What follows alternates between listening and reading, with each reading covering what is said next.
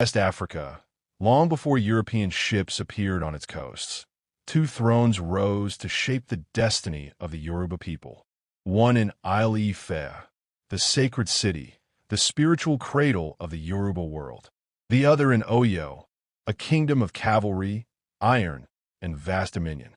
The Ooni of Ife, the Alaafin of Oyo. Two crowns bound by heritage, yet divided by power. For centuries, they have wrestled with questions of authority, supremacy, and sacred right. Who truly stands at the pinnacle of Yoruba kingship? And why, even in our present day, do these ancient rivalries still stir debate? Stay with us, because this is not just history, it is a living story. If you are new here, subscribe to this channel, Memoirs of Africa. Join us as we unearth the forgotten archives of African history, the stories untold, the legacies that still shape our world today. To understand the clash between Ooni and Alaafin, we must begin where the Yoruba themselves say life began. Alife, origins of the Ooni. According to Yoruba tradition, Alife is not just a city, it is the navel of the world. It is here that the gods themselves descended, bringing order to the earth. The myths tell us that Oduduwa, a divine figure, established kingship in Ife, spreading authority to his descendants who would rule other Yoruba. Now, historians caution us. Oduduwa's story straddles the line between myth and history. Some accounts see him as a sky being. Others describe him as a mortal leader, perhaps a migrant from the northeast, who rose to power in Ife around the 12th century. Either way, his memory laid the foundation of Yoruba rulership, and from him emerged the line of the Ooni of Ife, the custodian of Yoruba spirituality. The early Oonis. The very first Ooni remembered in tradition is Ooni Oduduwa himself. He is followed, according to oral lists, by Ooni Alaafin Adimula and later rulers such as Ooni of Ife and his son Ooni of Ife, who is credited with introducing bronze casting into Yoruba culture. These are not merely kings. They were seen as living links to the gods, guardians of the sacred Ife shrines, interpreters of destiny itself. When an Ooni spoke, it was said the oracles listened. Yet while Ife held the sacred center, political power was beginning to shift westward. The rise of Oyo. By the 14th century, the Yoruba world witnessed the rise of a new force, Oyo, founded by Oramian, a son of Oduduwa himself. Oyo would not only challenge Ife's spiritual authority, but build an empire that stretched from the savannah to the edge of the forest. The first Alaafin of Oyo is remembered as Alaafin Oramian. A warrior, restless and ambitious, he planted the seed of Oyo's destiny. His successors, like Alaafin Ajaka and later Alaafin Sango, yes, the same Sango who would be deified as the god of thunder, transformed Oyo into a kingdom of iron discipline and martial power. Unlike the Ooni, whose power was sacred and symbolic, the Alaafin's power was military and territorial. His authority was enforced not by myth alone, but by cavalry, tribute, and law. Ife and Oyo, sacred versus political power.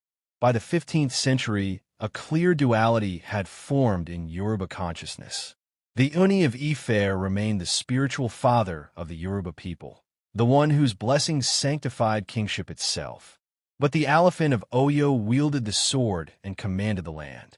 One held the staff of the gods, the other the spear of empire, Kuma, and from this tension would flow centuries of rivalry, negotiation, alliance, and conflict. As we move forward in this story, we will name the Oonis and Alaafins who wore these crowns, the ones who forged alliances and the ones who clashed. Because this rivalry was not just about two men, but about two thrones and two visions of Yoruba identity. And as you'll see, this question of who truly stands above the other remains alive even today. The expansion and tensions. To understand the true weight of the Alaafin's throne, we must journey into the height of Oyo's power. This was no ordinary kingdom. It was an empire. Its cavalry thundered across the savannah, feared from the banks of the Niger to the forests of Dahomey. Its political system, carefully balanced with councils and checks on royal power, became one of the most sophisticated in pre-colonial Africa.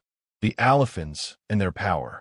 The Alaafin's line is remembered in both glory and tragedy. There was Alaafin Ajaka, remembered for his mild and peaceful reign. He struggled to assert the kind of authority Oyo demanded. But then came his brother, Alaafin Sango, fiery, commanding, fierce. Sango would not only rule Oyo, but after his death, ascend into legend as the Yoruba god of thunder and lightning. To this day, when thunder cracks across the sky, many remember him not just as a deity, but as a king who once sat upon the Alaafin stool. After Sango, rulers like Alaafin of Oyo in the 18th century brought prosperity and peace, while Alaafin of Oyo presided over Oyo's decline, remembered with sorrow for cursing the land and foretelling its collapse. These men were not just kings. They were embodiments of power itself. Their names still echo in Yoruba history. The Unis in parallel. But what are the Uni? While Oyo expanded, Ife remained the spiritual nucleus. Each Uni carried the weight of sacred continuity, presiding over rituals, festivals, and the timeless shrines of the Orisa. In this era, names like Ooni of Ife, associated with innovation in art and bronze work, and later Unis such as Ooni Ademelu and Ooni Asenlade, remind us that Ife's strength was never military, but cultural, religious, and symbolic.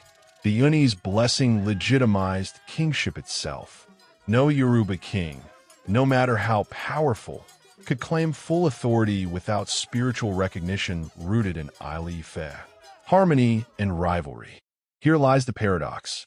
In times of unity, Oyo and Ife complemented one another. The Uni sanctified what the Alaafin commanded. The Alaafin's armies expanded Yoruba influence, while the Uni anchored the people in faith and tradition. But in moments of rivalry, the clash was sharp. There were times when Alaafins questioned why the Uni, who commanded no army, should be regarded as superior in status. Why should a king in Ife, whose authority was largely spiritual, claim the title of Arole Oduduwa, the living representative of Oduduwa himself, when Oyo ruled the land with power and sword? And on the other side, Unis warned that kingdoms rise and fall, but Ife remains eternal. That kings come and go, but the sacred stool of Oduduwa is everlasting. Political crises and cultural legacy. The rivalry was not always open warfare. It was subtler, a matter of protocol, of who bows first, of whose messenger takes precedence at council, of who holds the ultimate authority in Yoruba identity. But beneath these political struggles, something greater was unfolding. The legacy of Oyo's administration, its cavalry, and its discipline would echo across West Africa. The legacy of Ife's art, its cosmology, and its priesthood would shape Yoruba culture for centuries. Together, they embodied the Yoruba duality, power and spirit, empire and shrine, crown and oracle. Yet, as with all great empires, Oyo's fortunes began to wane by the late 18th century. External pressures, internal strife, and the growing shadow of the transatlantic slave trade fractured the kingdom. The Ooni of Ife, meanwhile, endured. Ife, though no longer the political capital, remained the timeless spiritual root. And this tension, this unresolved question, who stands above whom, the Alaafin or the Uni, would not end with the fall of Oyo. It would stretch into the colonial period and even into the politics of our present day. Colonial shadows and modern politics. By the 19th century, the glory of the Oyo Empire had dimmed. Its cavalry was broken. Its vassal states drifted into independence. And in 1835, the fall of Oyo Isle itself marked the end of an era. But the story of the Alaafin did not end there, nor did the story of the Uni. The colonial turn. When the British advanced into Yorubaland in the late 19th century, they encountered not a united empire, but a fractured landscape of powerful city-states and rival thrones. The Alaafin of Oyo, by then ruling from New Oyo, still commanded respect, but his political reach had shrunk. The Ooni of Ife, meanwhile, remained the spiritual custodian of the Yoruba world. The British saw opportunity in these divisions. Through their policy of indirect rule, they strengthened some thrones while curbing others. Alaafin under-colonialized. Take Alaafin Adeyemi I, who reigned during the late 19th century. He faced the humiliating reality of colonial interference, where decisions once made by Oyo's councils now passed through British residents. Later, Alaafin Ladigbalú I navigated delicate alliances with the British and other Yoruba rulers, balancing between maintaining Oyo's dignity and adapting to new colonial hierarchies. The Alaafin was no longer the unquestioned emperor of Yoruba land. He had become, in British eyes, one ruler among many. The Ooni's rise in colonial prestige. The Ooni, however, gained new visibility. Figures like Ooni Adelkan Olubuse I, who reigned from 1894 to 1910, were recognized by the colonial government as central voices for Yoruba tradition.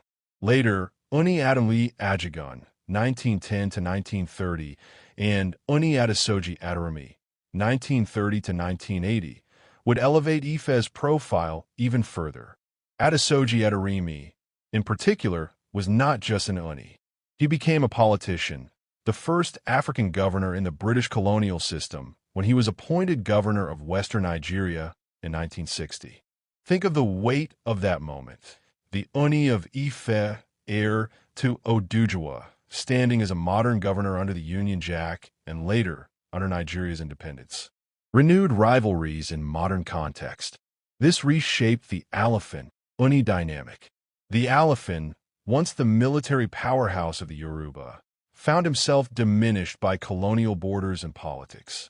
The Ooni, though never a warrior king, found his influence rising in the modern political order. This imbalance created new tensions. Who should the Yoruba regard as paramount in the 20th century? The Alaafin, custodian of Oyo's imperial legacy, or the Ooni, whose stool embodied the timeless root of Yoruba civilization and who now stood at the center of national politics?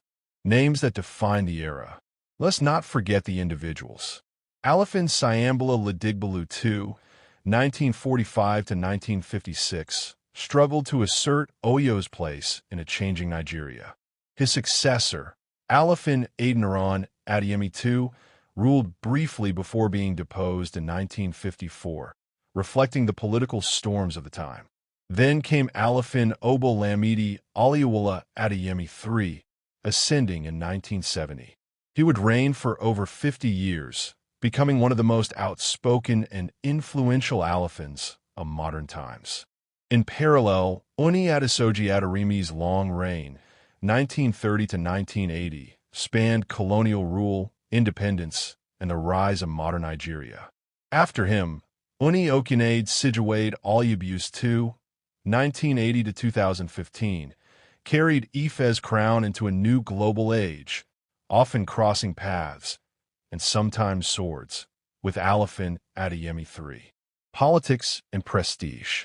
The rivalry in this modern age was less about armies and more about influence, recognition, and symbolism. Who represented the Yoruba in national councils? Whose word carried weight in negotiations with federal power? Whose palace drew more international visitors, more recognition, more legitimacy? These are not small questions. They were matters of identity and pride for millions of Yoruba people. By the late 20th century, it was clear the Alaafin and the Ooni were no longer just kings. They had become symbols in a modern state, part traditional rulers, part political actors, part cultural icons. And yet, the ancient question lingered. Who truly holds the greater authority? The Alaafin of Oyo, heir to an empire, or the Ooni of Ife, keeper of Yoruba origins? Present day, titles, territory, and the weight of symbols. Empires fade, but thrones remember. After the passing of Alaafin Lamidi Aliwala Adeyemi III in 2022, the stool of Oyo stood empty, watchful, expectant. In 2025, a new voice rose. Oba Abimbola Akim Owodai, presented with staff of office and later crowned the 46th Alaafin, a new custodian for an old empire. Across in Ife, Oba Adai Initan Ogunwusi Ojaja II continued to widen Ife's orbit. Pilgrim of culture, patron of heritage, a modern Ooni with global reach. The two stools, origin and empire, again faced each other across history's long corridor. The spark this time wasn't cavalry or tribute. It was a title. The Ooni conferred Okanlomo, a prestigious honor, on Dotun Sanusi, an Ibadan businessman known for cultural patronage. To many, it felt like ceremony. To Oyo, it sounded like jurisdiction. Pause. The Alaafin's palace warned that Yorubaland-wide titles sit under Oyo's historic remit, not Ife's, citing tradition and even a purported court position. The Ooni's camp kept its counsel. The argument spilled from palace courtyards to headlines and airwaves. Here's what this really means. In the old order, Ife sanctifies. Oyo administers. Ife is the source of spiritual legitimacy. Oyo is the ancestral seat of broad territorial authority. When a title is styled of Yorubaland, it touches that boundary line. Who speaks for the whole? Pause. That's why a single investiture can feel like a map being redrawn in public. This latest exchange wasn't polite. The Alaafin publicly cautioned the Ooni against overreach, framing Oyo as historic arbiter for trans-Yoruba matters. Commentators fired back that the legal basis is shaky and that prestige across Yorubaland is negotiated, never absolute. The rhetoric cooled, then flared again. That's the pattern. It has been for centuries. Claims also surfaced that British colonial authorities once recognized the Alaafin as supreme among Yoruba rulers, a point Oyo's palace leans on, and others contest a selective memory of indirect rule. Pause. It's a reminder. Colonial paperwork still shadows traditional authority, but it rarely answers the older question of sacred origin versus imperial remit. So where are we now? Two thrones, each heavy with meaning. The Ooni of Ife, guardian of beginnings, voice of the shrines, a modern cultural diplomat. The Alaafin of Oyo, heir to empire, defender of territorial memory, newly crowned and asserting scope. And one title, Okanlomo, held up to the light like a mirror. Not because of the man who wears it, but because of what it asks. Who can speak for all Yoruba, and on what ground, sacred, historical, or legal? If supremacy means origin, Ife stands first. If supremacy means historic breadth of rule, Oyo answers loudly. Nigeria's courts can parse statutes. Historians can weigh chronicles. But meaning, the kind people feel, still lives in ceremonies, processions, and the careful language of titles. If this helped you see the contours behind the headlines, like the video, subscribe for more work like this, and share it with someone who loves Yoruba history. In the comments, tell us, when a throne acts for Yorubaland, what convinces you most? Sacred origin, imperial precedent, or modern law? That's another untold chapter from the heart of Africa. If this story moved you, taught you something new, or made you proud, don't keep it to yourself. Hit the like button, leave us a comment with your thoughts, and most importantly, subscribe to Memoirs of Africa to uncover more powerful stories they never taught us. We drop new episodes every week, revealing the rich legacy, hidden heroes, and fierce resilience of African people on the continent and across the world. Because history isn't complete until every voice is heard. Subscribe now and be part of rewriting the narrative. This is Memoirs of Africa, the Untold Archives.